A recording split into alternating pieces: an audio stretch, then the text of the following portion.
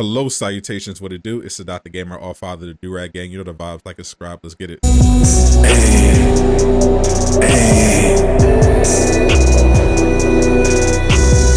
what it do? Make that like button blue. Sub if you new. Hey, what it do? Make that like button blue. Sub if you new. We're here with a special episode for this channel.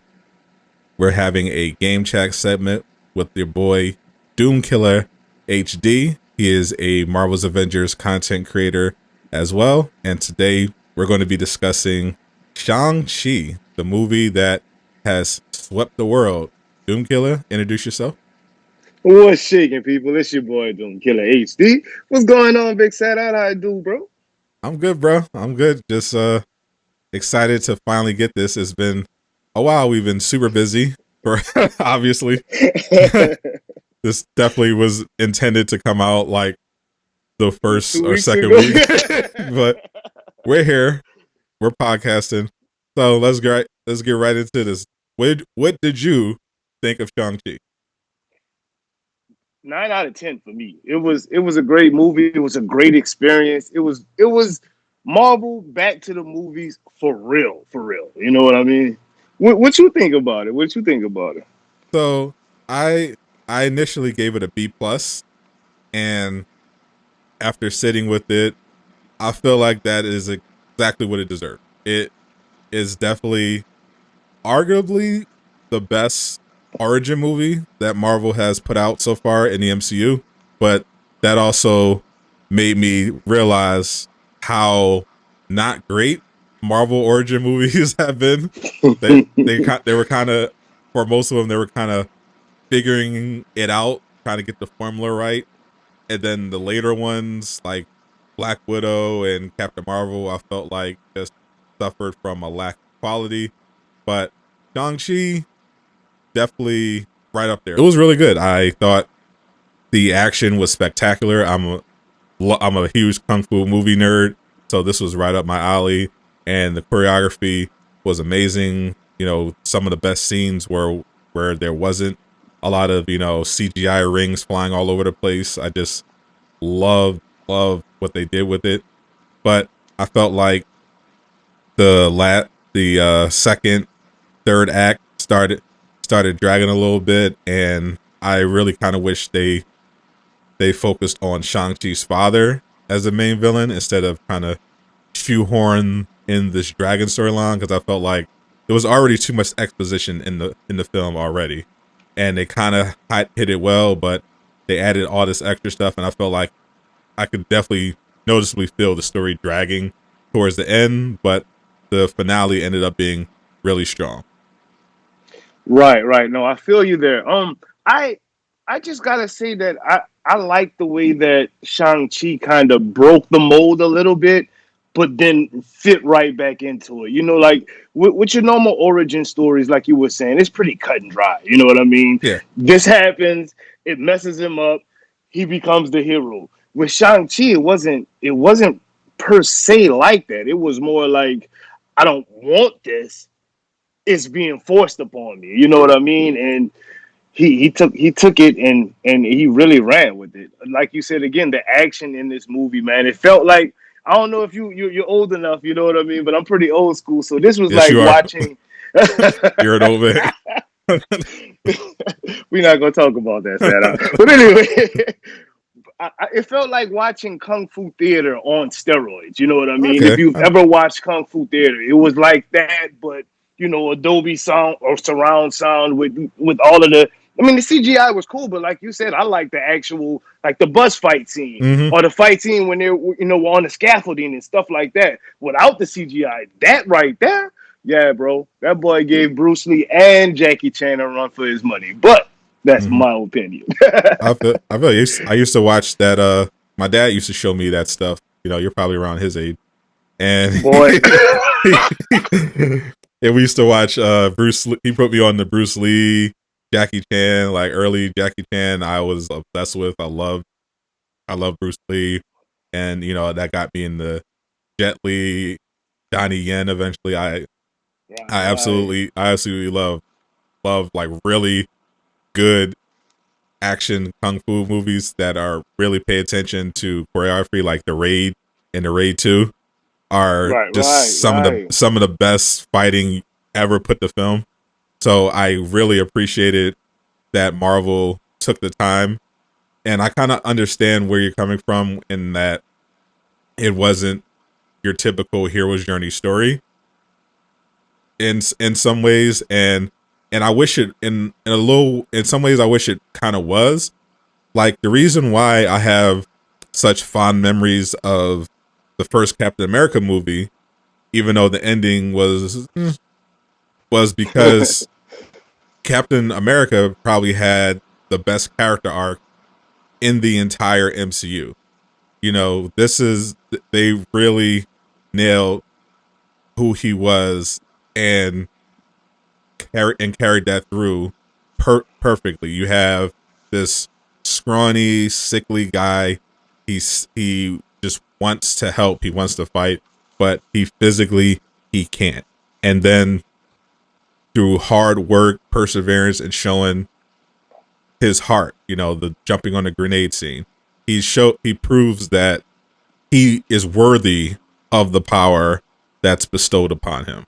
You know, it's Right, not something that's handed to him. You actually see him earn it, and you feel that when he's finally gifted with the power.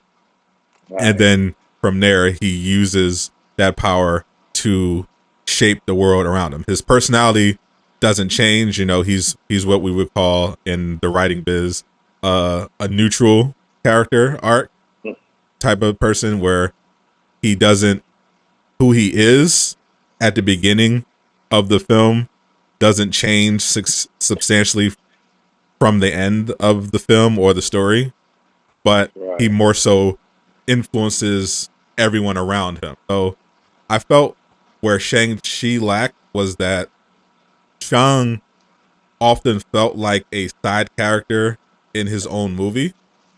Yeah. I felt like it halfway wanted this to be an origin movie for his sister, and one for Shang at the same time. There was Can I like interject real quick? Let me go just well, interject real I quick. mean, Dude, you hit it on the head just now, said I. Bro, it seemed like every new character that they introduced, the movie was about that character for that time being. You know what I mean? And it wasn't about Shang at all. Like when the sister came, it was all about the sister for like what, 15 minutes. You know yeah, what I mean? When Auntie came in the film, it was all about Auntie and Grandpa. The mhm, entire, you know what I mean? That whole little when they were in the little mystical realm or yeah, whatnot. You dig? So I definitely hear you there. It was not. It should have been called the Ten Rings because it yeah. wasn't a Shang-Chi It film. definitely You know wasn't, what I mean? because his father, the big bad of the film, had the best and most complete character arc in the entire movie. bro, bro. When you finally realize that he wasn't actually evil, you know what I mean? That he was Yeah, just being manipulated. It really you felt bad for him. You know, I didn't feel anything for Shang-Chi. You know what I mean? I yeah, thought it was great. I mean, him as a character, I thought he was a great character. He's a great addition to the MCU as an Avenger. But as far as heart goes, his aunt, his mom, and his dad, I mean, yeah, his aunt, his mom, his dad, and hmm, his sister all got the emotion from me. You know what I yeah, mean? yeah, Like when his sister sat on the throne at the end, I'm just like, excuse my French, Chad, but you know what I mean. yeah. I feel you. That's what I was feeling like. You know what I mean. But with Shang Chi, it was like, oh, okay, yeah, he's gonna get the ring. Yeah, You kind of knew mhm, what kind of hero he was gonna be. It was a yeah, cool journey. Don't get me wrong, but yeah, go yeah, ahead, boss. yeah. There was cool stuff around it. It's just like this is nothing new in fiction to have the protagonist resist what we call the call to adventure. You know, Right, this is the part of, you know, basic story writing. The main character, you know, they're introduced, then there's a call to action or a call to adventure, and they answer the call, and then they go through their struggles and rise above it. You know, something brings them into it, and they rise above it. They usually get better at towards the end. They overcome some great obstacles, and they wrap it up nicely. That's usually your basic hero's journey. But Shang-Chi was a reluctant Mm. char- he was a reluctant hero, but he never got out of that, and I felt like they didn't really expand enough on his character to explain his choices. Like, why did he why is someone who, despite being portrayed when we see him as just slacker, he's satisfied with being a valet and Mediocrity, yeah. drinking with his best friend and just having fun. But then as soon as the call to action hits, he's a god of martial arts. So that means he's been dedicated and training this whole time despite being a slacker, which doesn't really, I felt like, make sense fully. They didn't really expand on it and also explain why he never went back for his sister. Why did he walk away? What is the reason for this core character flaw, which is his lack of interest? Because when we see him as a kid, he he's a nice kid, but then his mom dies, and his father, becomes a hard ass and tries to force them to be an assassin in the family business, and then he abandons that because it's not who he is, and then he leaves and never comes back for his sister. And then, but then we're flash forward, he's in the U.S. and he's this like completely different person who still held on to everything his father taught him. So I felt like they could have really kind of expanded on why Shang-Chi made those choices and why he was the way he was, especially if they weren't going to change that by the end of the film. Because at the end, he was still the same person. He just had 10 rings now. That was it. That was it. Yeah, I mean, I get. Sorry, had to do a quick cut because Doomkiller had a phone call, but we're back now. Continue. That's the life. That's the life, huh? Yes, But sir. I definitely understand where you're coming from, and I definitely agree that his character. I mean, when you really break him down, it's like, wait, what? That's the kind of thoughts you get because, okay, he's a trained fighter, but he's also a slacker who still trains every day. So is he pretending to be a slacker? Is that his whole thing? Is that part of the Sean persona? Okay, I'm gonna Yeah, pretend I'm a slacker. And yeah. if that was the case, they could have kind of let us know that because as a viewer, I didn't get that he was pretending to be a slacker. It just seemed like, I mean, it was weird because in like I think it was like scene 3 or something like that. They show him waking up, he's all tired looking, but then he immediately does like 100,000 push-ups real quick. You know what Yeah, I mean? yeah, So go. at the same time, so I guess they kind of snuck it in there. It was just a little bit too subtle for me. And like you said, you didn't even recognize it. And we had to be literally be talking about it to even have any kind of inkling of what was going on with that. Yeah, exactly. I just felt that they could have, if they wanted to stick with that, they could have better explained it because we don't really get a sense of Shang-Chi's driving motivation. We know he's going to get the 10 rings because it's his movie, but you don't, Right. but there's no point really where you feel like he deserves it or he earned it. Like, if anything, it feels like his sister should have got 10 rings at the end because you understand what she's about, what her motivation is, who she is.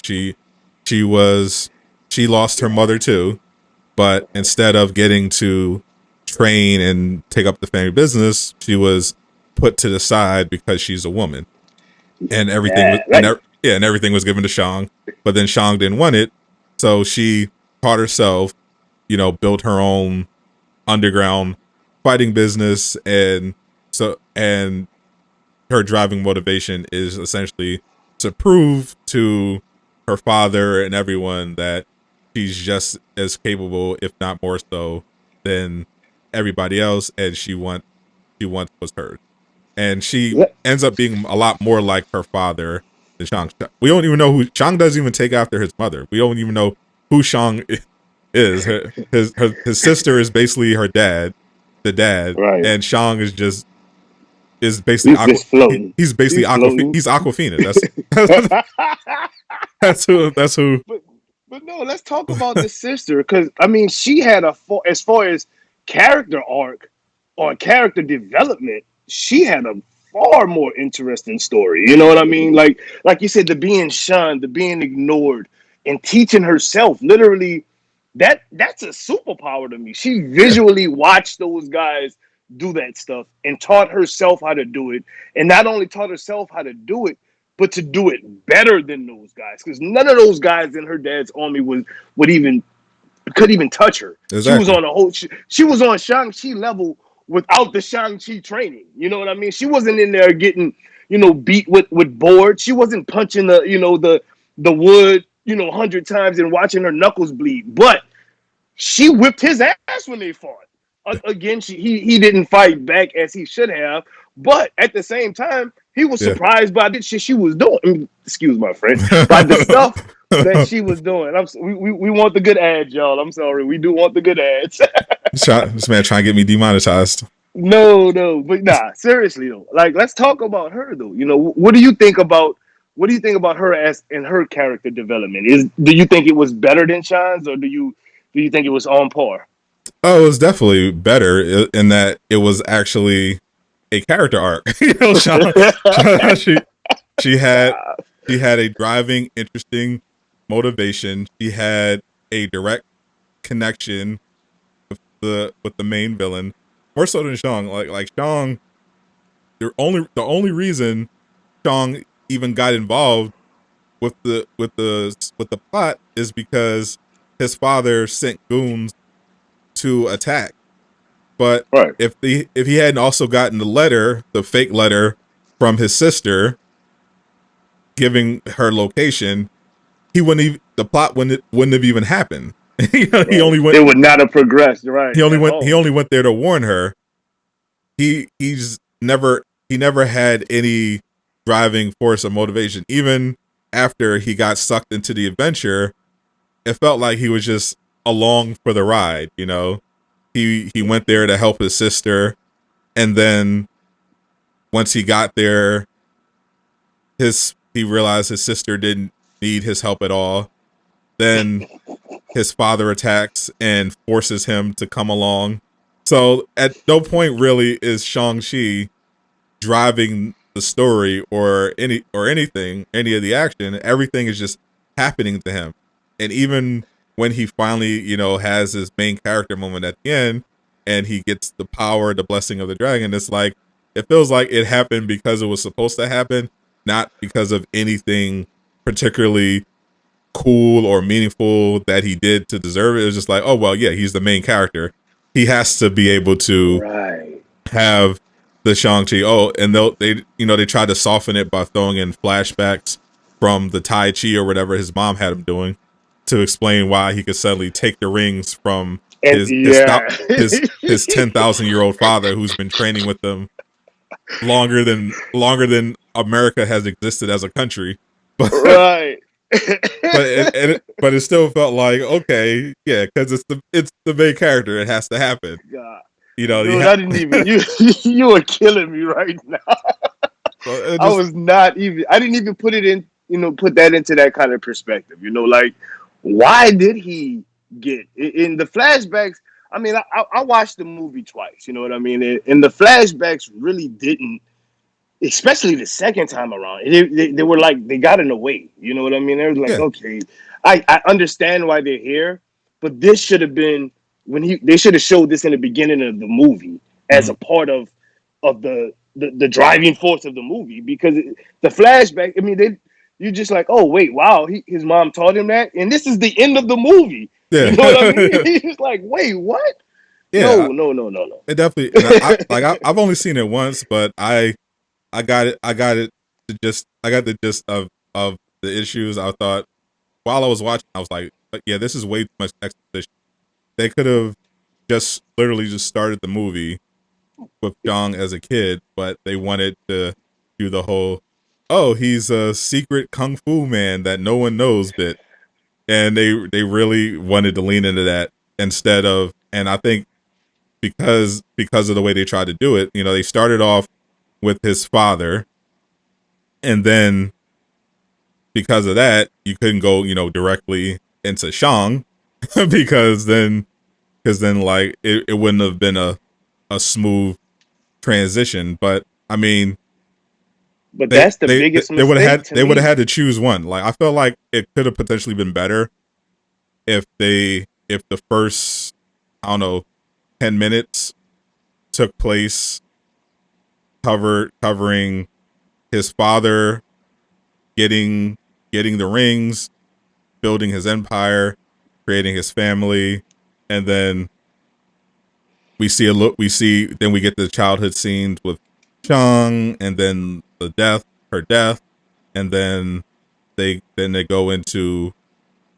a little bit more of that, because I felt like even though the bus scene was amazing, I felt like they could have led into the bus scene in a better way, rather than having to stick all of this exposition and via flashbacks in different parts later in the story that kind of slowed the action. That's my point right there. I think the biggest problem in the movie, which is there's not a lot of problems. I love the movie. It was, to me, still 9 out of 10, even with all of this talking. But the biggest problem was the lack of linearness. You know what I mean? If it would have just been a linear movie without the jumping back and forth, I think it would have made more sense to the general audience. Like you started them off, like you said, just like you said, started off with how it started with Shang-Chi's dad, Mm-hmm. and have him have the family. Right then and there, you go into Shang-Chi's story as a kid. You show his mom right then and there, showing him all the Tai Chi. Because we've already seen his mom use it already, Yeah, right? From when his dad met his mom. So why not go directly into her showing him as he's growing older, instead of 20 minutes before the movie's over, he's already in the midst of a huge battle, and then yeah, you just get a flashback was like, oh, his mom taught him that. Like, wait, what? No. yeah. You're like, You oh, feel me? yeah. It felt like they threw it in there, be like, oh yeah, this seems like we pulled this out of nowhere, but no, we didn't. See, here's this flashback. Like, no, now it feels like you pulled out. Like if they had introduced it earlier, and Right. then he did it, you've been like, oh yeah, the thing Mm-hmm. from before. Instead, it Right. was like, okay, how What? did he know that? Oh, cool. And Okay. I get the excitement factor. It was very exciting. And when it was happening, it was cool. But I think that scene would have been cooler without the flashback. If it would have just, like I said, been linear. If everything would have just been linear, it would have been perfecto plus. But it is what it is. We all movies in general have flaws. So especially Marvel movies. So we got to take the For sure. good with the bad. But that, I got a question. oh, Oh, I'm you got a sorry. Go question? ahead. Oh, go ahead. Yeah, I got a question I'm for you. curious as the question. Who who out of this whole movie was your favorite character? Who you connected with the most? The Mandarin, The man. the real Mandarin. The real Mandarin. I, Okay, so I, Shang-Chi's dad. Okay. I am definitively saying this. The Mandarin Chi Wei is the best MCU villain. Period. Right. Okay. Period. Dude, it's gonna be so weird for me, but to me, Aunt T just did it for me. She was just that character. She was strong. She was soft. She Mm, was a beast fighter. She had knowledge. She was so intelligent. You know what I mean? I feel you. And most of all, she was just graceful. You know what I mean? Like everything she did, it. Like I said, it brought me back to the old school. Again, I'm old, y'all. Don't laugh at me. The But it brought 70s. me back to the old school. No, not that old. Kung fu theater. You know what I mean? I just remember being a kid, being able to watch that, and like the way they moved. She moved like that. Like she was directly from one of those old school films or old Mm. school television shows, and that I resonated with her when she came on. She demanded my attention. And that's that. So okay, you like the Mandarin, I like Auntie. Oh yeah, for sure. Favorite fight scene. Favorite fight scene. I mean, the bus scene is definitely pretty crazy, but I thought the rooftop scaffolding scene at his sister's club Yes, was yes, yes, the best yes. scene because of the degree of difficulty and how the smooth they carried it.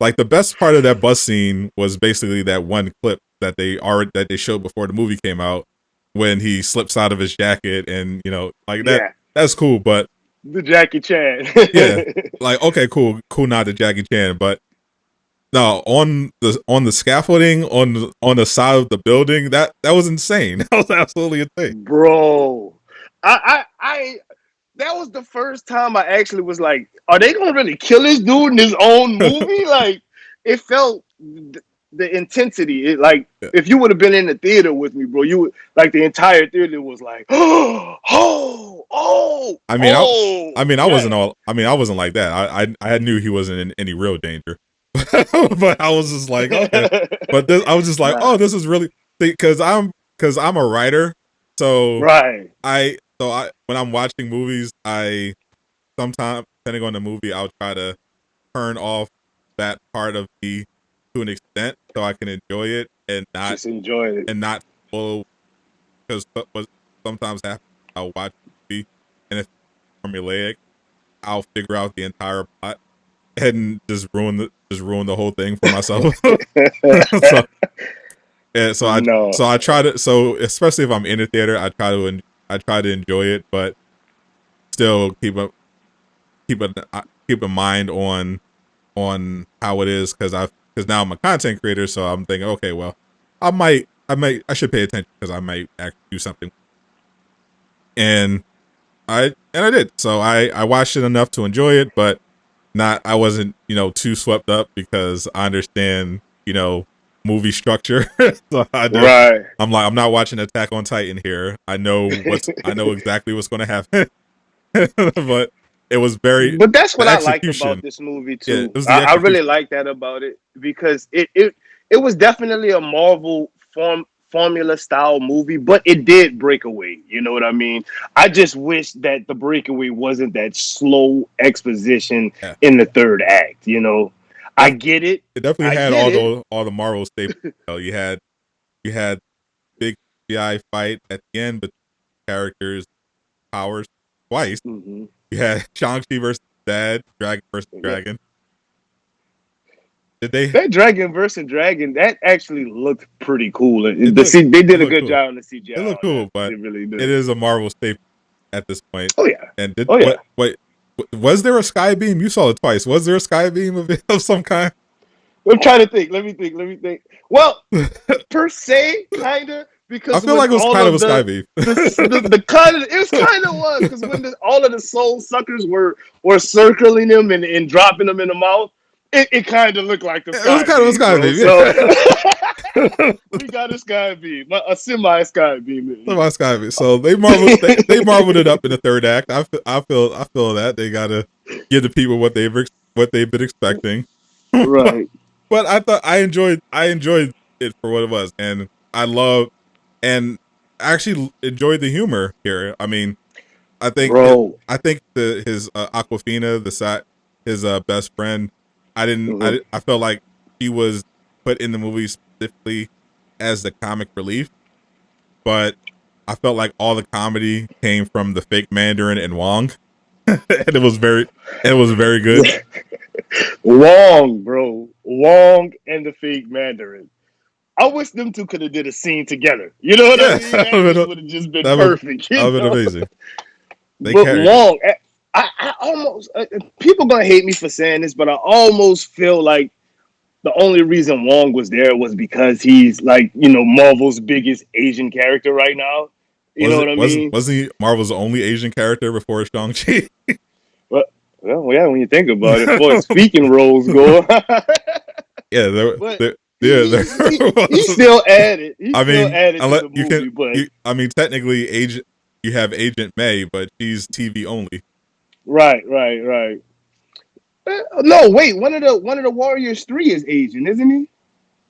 I don't From know. Thor, wasn't one of the Warriors? Yeah, I think one of the Yeah. Warriors 3 is Asian, Okay. but I don't think he Uh, had any speaking lines. I So. mean that kind of underscores the point. Like, it's basically Wong. He's the Yeah, only really. noteworthy character that could justify a cameo, and you would know who that is.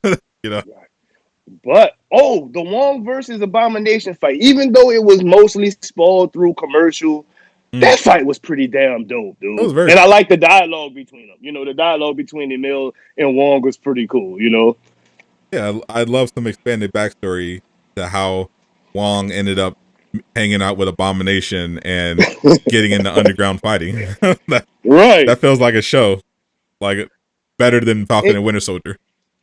well, I know you only saw it once, but were you able to see where Wong dropped Abomination off? It looked like the same cell that he was in at the end of the Incredible Hulk movie. Were you able to catch that at all? I wasn't. I'm not, I thought offhand that he was just taking them someplace where they train, but I'm not I'm not sure actually Okay. where he took them. But I mean that does beg the question though. You know, what was happening?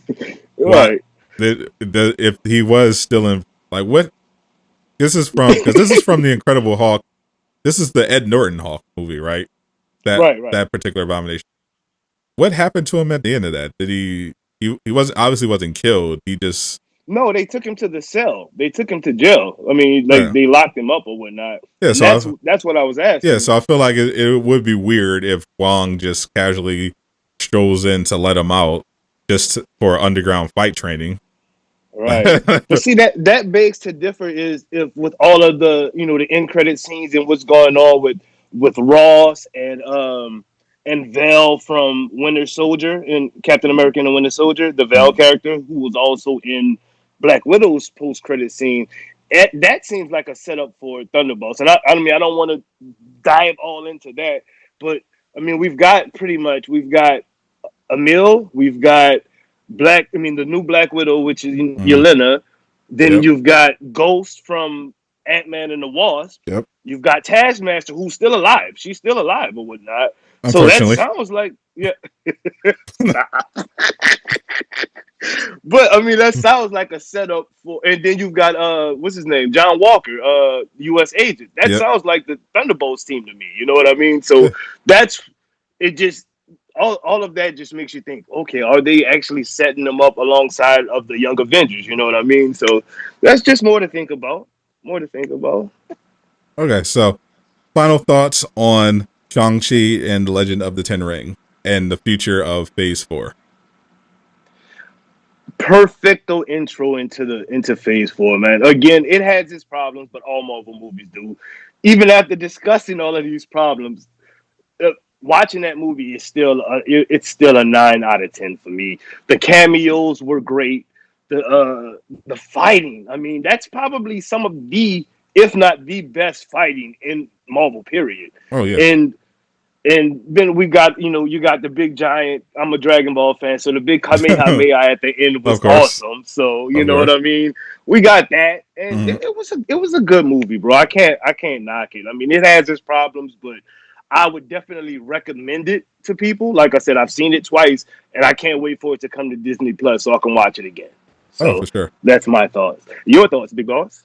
I have the same B plus. It was very good in terms of origin movies. Definitely right up there, though. Fortunately, going into it, before I saw the trailers, I was a little skeptical because I feel like in general, Phase 4 is not on par with Infinity Saga so far because of the political climate, shall we say, that we're in right now. I feel like that's affecting the decision making starting from the top with Kevin Feige, notably Kevin cutting a Doctor Strange cameo from Wanda Vision because they didn't want to have a white male appear at any point that could potentially take the shine away from Wanda, as he explained it. So when I got to Shang-Chi and they were talking about, oh yeah, this is big about diversity, I was concerned because I left Black Widow and Black Widow was unfortunately all of the bad things that I was expecting from this more political focused Marvel, and it had all of the tropes. All of the women were badass and amazing, and the males were either evil or incompetent. The writing was all over the place, and I was afraid that we were going to have just a string of failures in Marvel, starting with Shang-Chi and the Eternals. But after I saw the couple trailers for Shang-Chi, I was like, oh, okay, this actually looks like at the very least, a really good martial arts. It remains to be seen if Eternals will fare any better. The first trailer that I saw definitely did not fill me with confidence.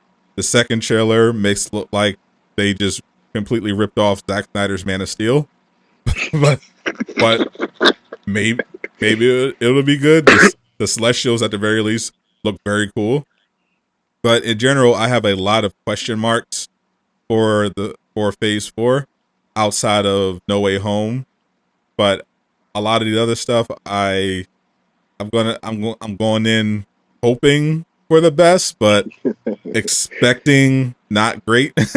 But I'm hoping that, like Shang-Chi, they prove me wrong, and at least I walk away like, okay, I was afraid of this, but turns out they still know what they're doing, and I do have confidence that if they see any sort of box office drag tied potentially to their content choices, Disney will be quick to pivot, because if there's one thing Disney cares about more than everything, and especially social justice, it's money. That's a fact. That Fact. is a fact. Well, But Big Boss, I appreciate you having me on and doing this show. This was actually pretty fun. Hopefully, it does well, so we can do more of this, man. This was a good conversation. You really brought out some of the things that I didn't notice in Shang-Chi, like mhm, some of the positives and the negatives. So this was really a good bounce back for me, and hopefully the people out there enjoy it as well, man. So again, thank you, Set Out the Gamer, for inviting me on and doing this review, boss. It was awesome, a great time. thank you, Doomkiller HD. Once again, this has been Game Chat. I'm Sadat the Gamer. Make sure you like and subscribe if you enjoyed this episode. If you give this a lot of positive feedback, it will definitely be something we will continue to do. So the best way you can do that is, of course, to like, subscribe to the channel for more content, and leave a comment down below. What do you think of Shang-Chi? Do you agree with any of us? Do you disagree? Did you love it? Did you think it was complete trash? Whatever you want to talk about, leave it in the comments down below. I'm Scott the Gamer. That's DoomkillaHD. Do Rag Gang. We out.